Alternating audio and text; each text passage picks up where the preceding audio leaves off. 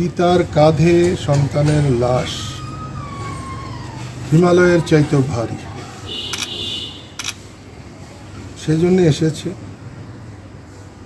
দেশটা কেমন যেন হয়ে গেছে, মানবিক মূল্যবোধ একেবারে ধ্বংস হয়ে গেছে।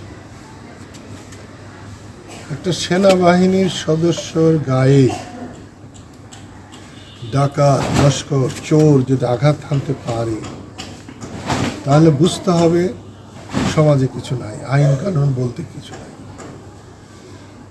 আমি এটাকে কোনো গুরুত্ব দিতাম না।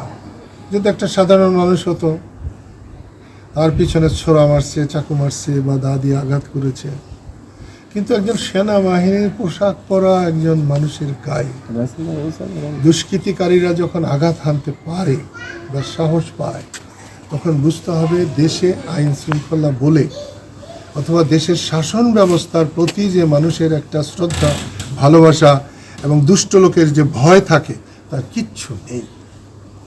আমি এসেছি, মৃত্যু মানুষের জন্মের পরে অবধারিত সত্য। সে মৃত্যু হয়েছে, বাবা বেঁচে আছেন, বোন আছে, তাদের বুক কেমন করছে।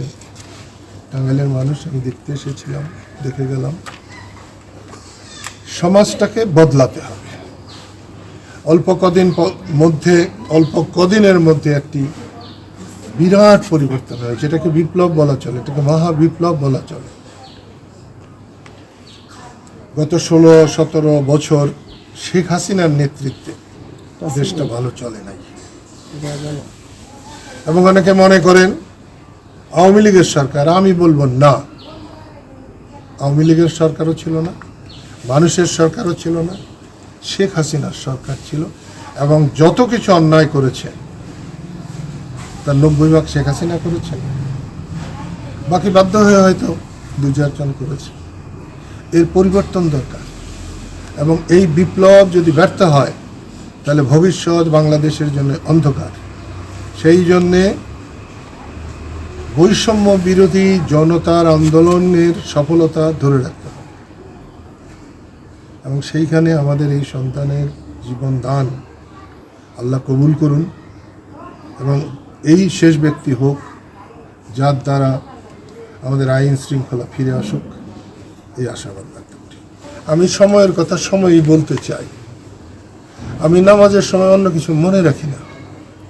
আমি রাজনীতিকে ইবাদতের মতো মনে করে আমি রাজনীতি করি।